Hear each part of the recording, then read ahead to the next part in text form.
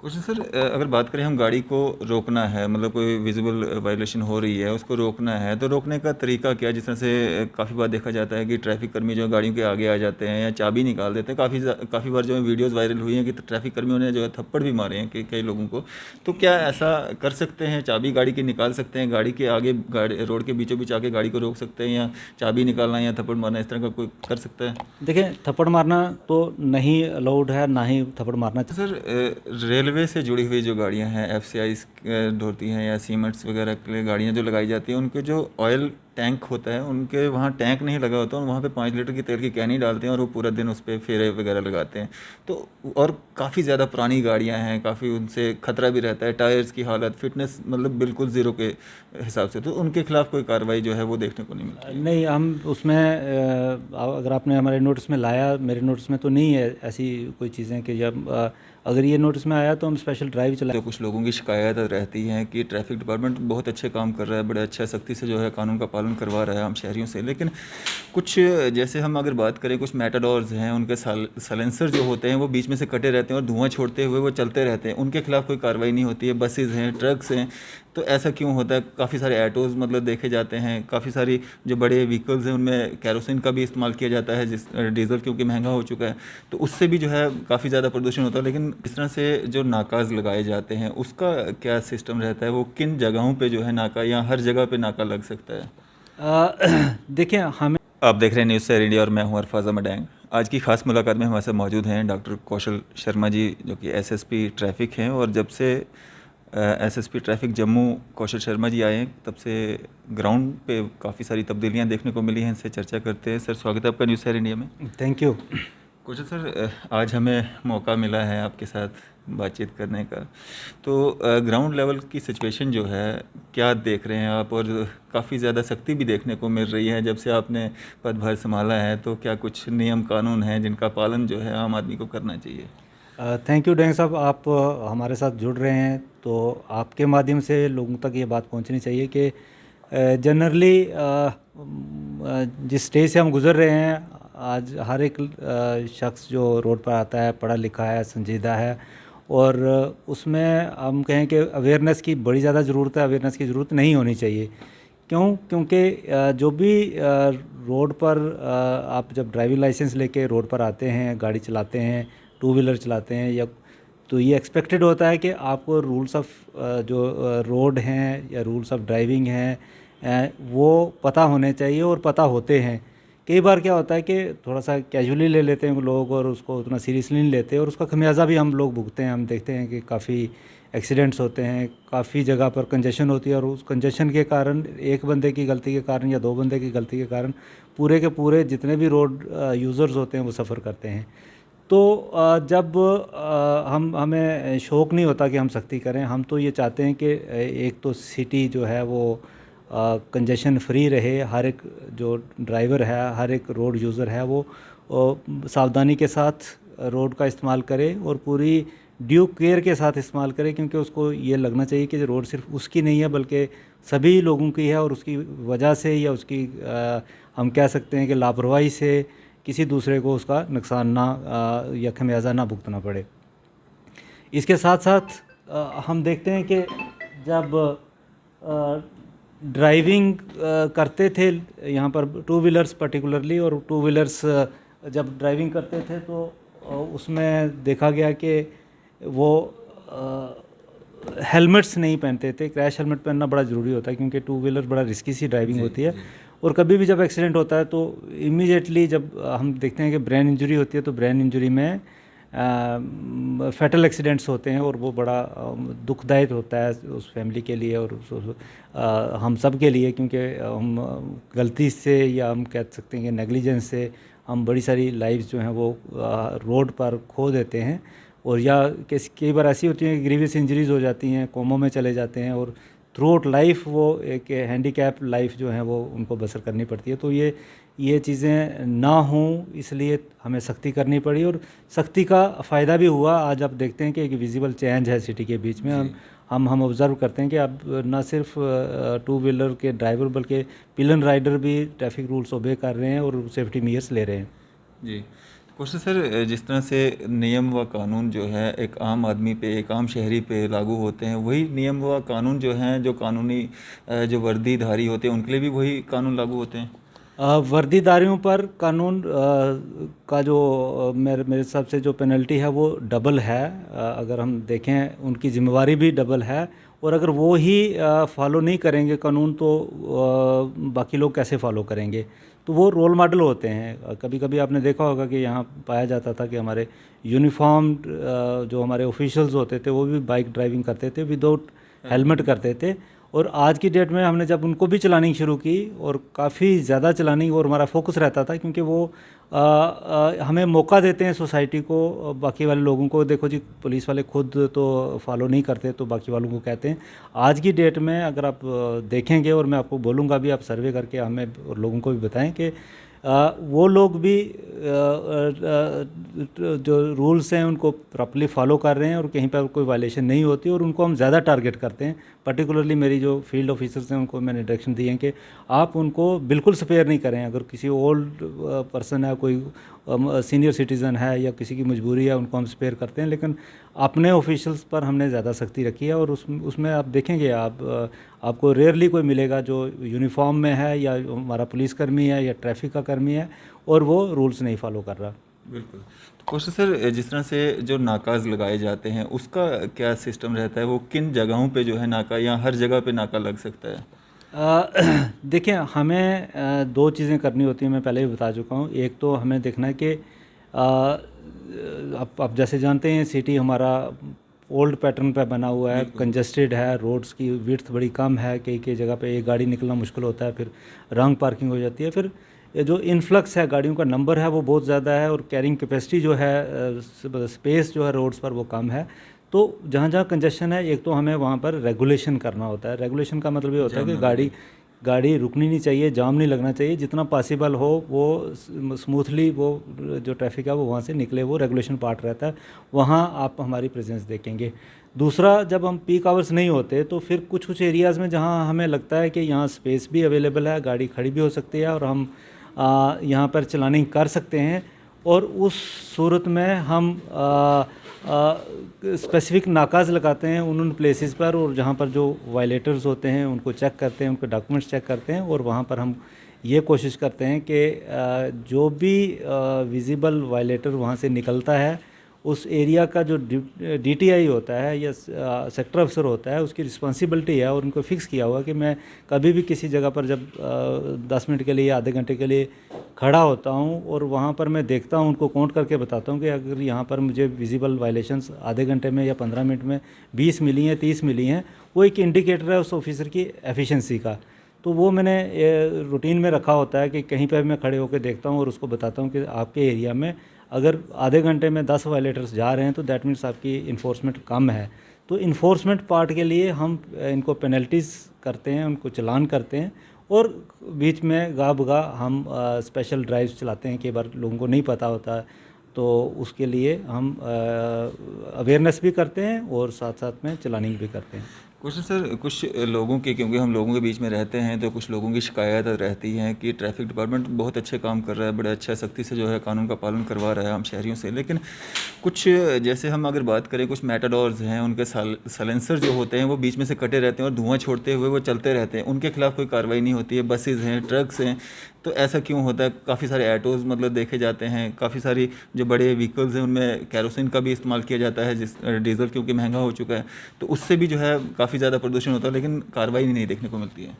नहीं, हर तरह से कार्रवाई होती है। अब बेसिकली जब पीछे कोरोना का टाइम चल रहा था, तो कोरोना में आप जब देख रहे थे कि ट्रैफिक मोबिलिटी थी नहीं सिटी में। जी बिल्कुल। फिर उसके बाद जैसे जैसे चीज़ें उसमें सुधार होता गया, तो कुछ लोगों के कुछ क्लेम्स थे, और गवर्नमेंट में भी ये डिसाइड किया था कि कुछ चीज़ों में एक्सटेंशन पॉसिबल नहीं थी, ऑफिस खुले नहीं थे, कुछ और तरह की इकोनॉमिक क्राइसिस थे।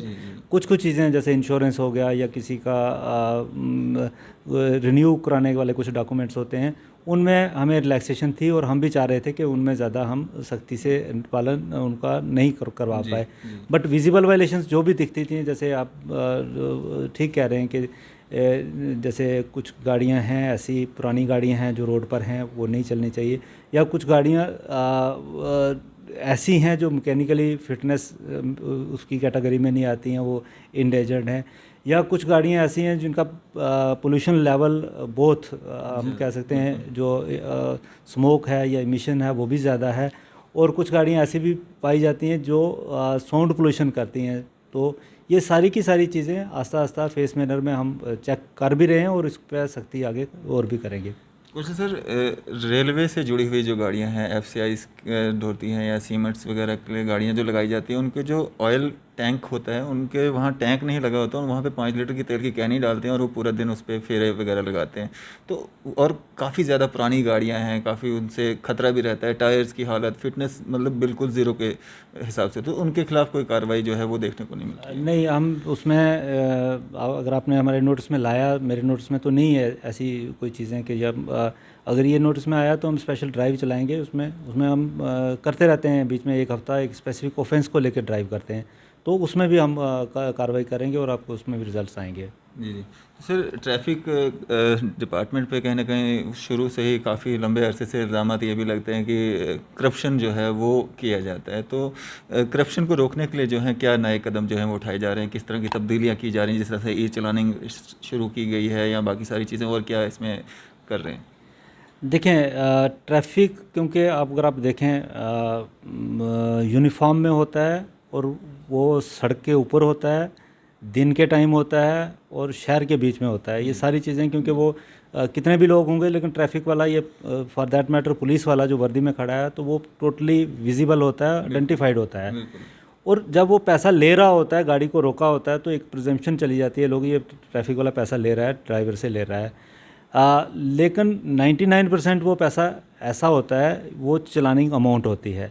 कई बार यह कि गाड़ी रुकी है, बंदा पैसे दे रहा है, तो जो पासर बाई होते हैं वो ये मान के चलते हैं कि ये ट्रैफिक वाला इससे पैसे ले रहा है।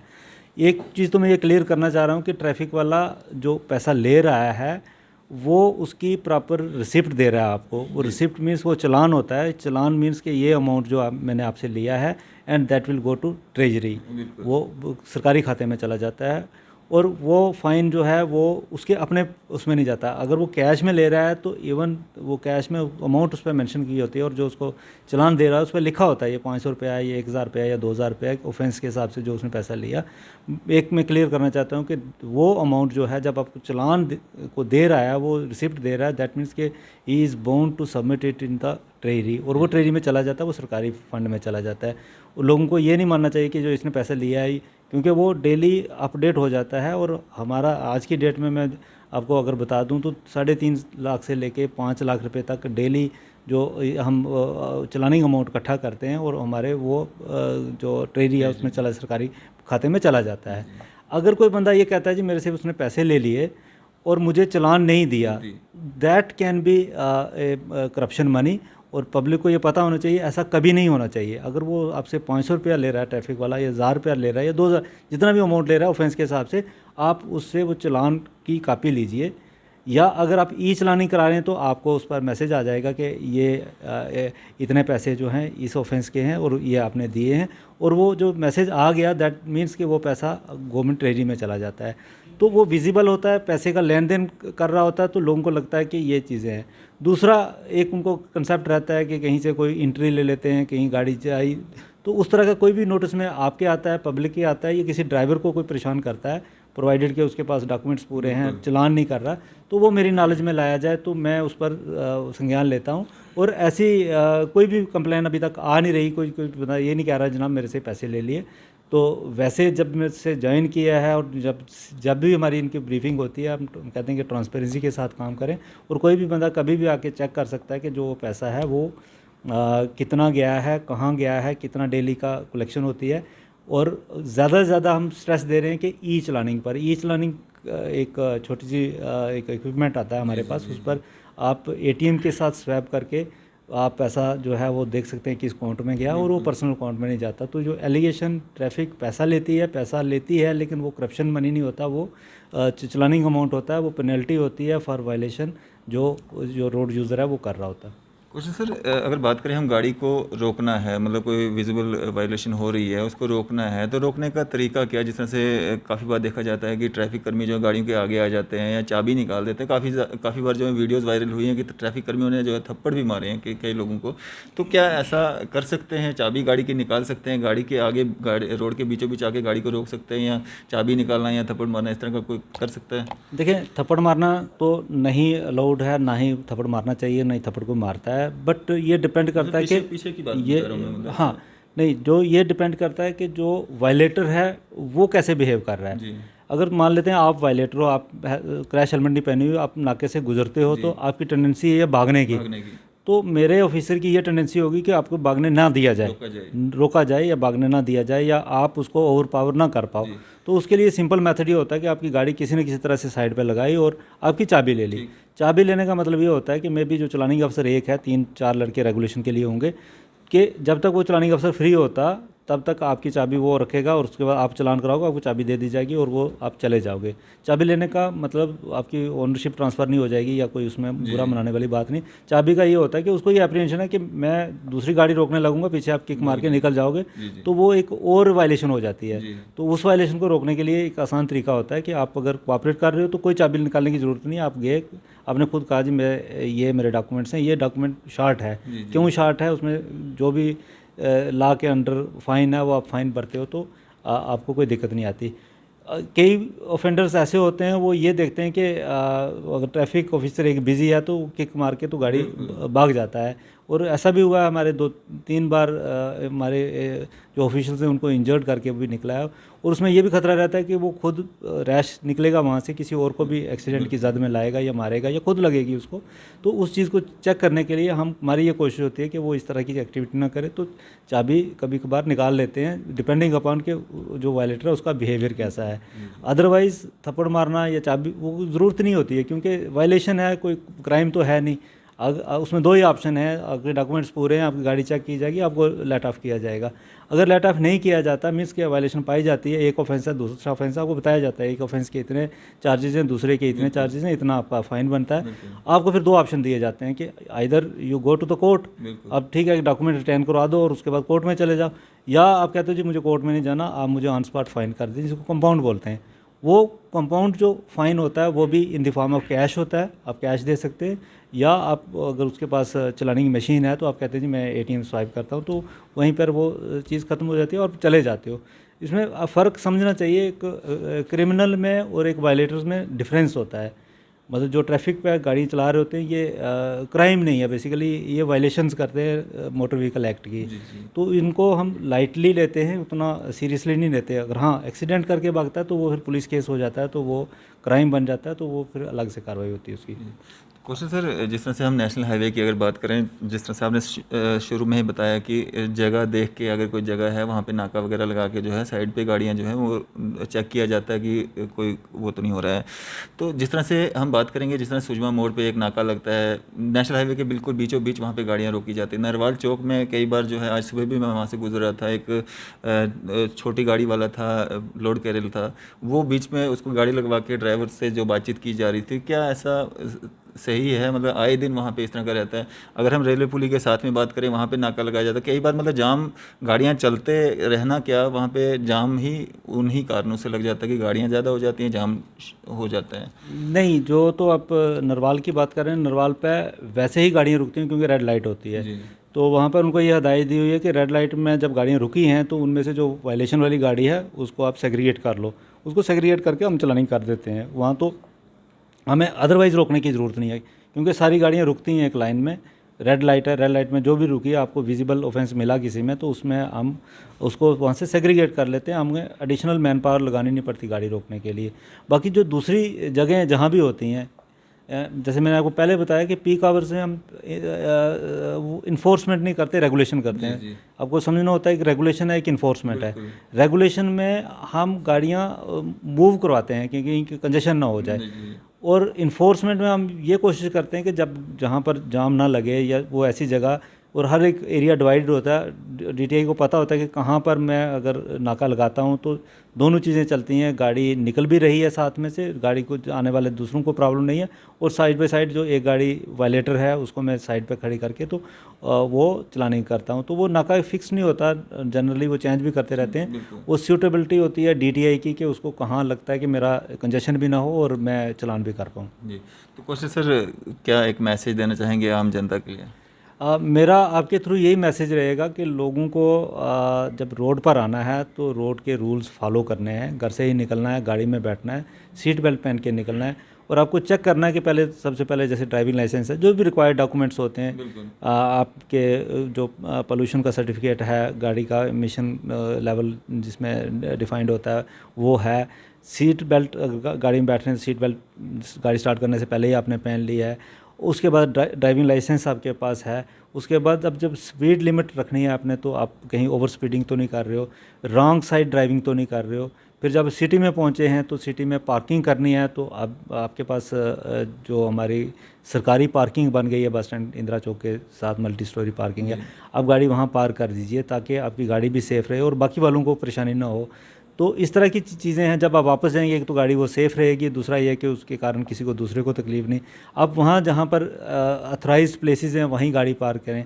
हमारी आदत होती है कि हम छोटी सी अपने काम के लिए गाड़ी कहीं पे भी सड़क में छोड़ के चले जाएंगे 10 मिनट के लिए, 15 मिनट के लिए, फिर आधे घंटे के बाद आएंगे, या गाड़ी हमने उठा ली होती है तब तक ट्रैफिक पुलिस ने या उसको फ़ाइन कर दिया होता है, स्टिकर चालान पेस्ट कर लिया होता है। तो उन सारी चीज़ों से बचने के लिए आप सिंपली ये देखिए कि आप जो रूल्स ऑफ रोड हैं, रूल्स मोटर व्हीकल एक्ट के अंडर प्रोविजंस हैं वो फॉलो करें, ताकि ना ही आपको दिक्कत आए ना ही हमें दिक्कत आए। अगर आप स्मूथली एक गाड़ी चलाते हैं विद ड्यू केयर एंड अपनी सेफ्टी और लोगों की सेफ्टी के लिए, तो हमें जो एक्स्ट्रा मेहनत करनी पड़ती है वो नहीं करनी पड़े। और एक्सीडेंट्स जब होते हैं तो उसमें लॉस ऑफ लाइफ होता है। हमारी कोशिश ये होनी चाहिए कि लॉस ऑफ लाइफ ना हो, या गाड़ी का डैमेज होता है वो इकोनॉमिक लॉस होता है, या कुछ भी चीज़ जो सड़क पे हो जाती है तो उसका बाद में हमें पछतावा रहता है। तो वो चीज़ें ना हों, अपनी ही सेफ्टी रहे, जो बाकी रोड यूज़र्स हैं उनकी सेफ्टी रहे। मेरा आपके थ्रू पब्लिक को यही रिक्वेस्ट रहेगी कि आप जितना हो सके ट्रैफिक पुलिस को कोऑपरेट करें, ताकि एक तो सिटी में कंजेशन ना हो, और दूसरा मेरा यही कंसर्न है कि हमारे इन एफर्ट से अगर किसी की लाइफ बचती है। और अनफॉर्चुनेटली पार्ट ये होता है कि जब हम देखते हैं कि मोस्टली जो एक्सीडेंट विक्टिम्स होते हैं वो यूथ होता है, बच्चे होते हैं, नासमझ होते हैं, तो वो बड़ा नुकसान होता है, उसको हम बचा पाएँ। जी, चलें, शुक्रिया सर हमारे साथ बातचीत करने के लिए और अपना कीमती समय देने के लिए। Thank you, thank you. तो ये थे हमारे साथ एसएसपी ट्रैफिक जम्मू डॉक्टर कौशल शर्मा जी। उम्मीद करेंगे कि आपको जो है अहम जानकारियां जो है वो आप तक पहुंच चुकी होंगी और आप आगे से कम जो है ट्रैफिक रूल्स को फॉलो करेंगे। देखते रहें न्यूज़ सर इंडिया। मैं अल्फाज अहमद, कैमरामैन शाहनवाज के साथ।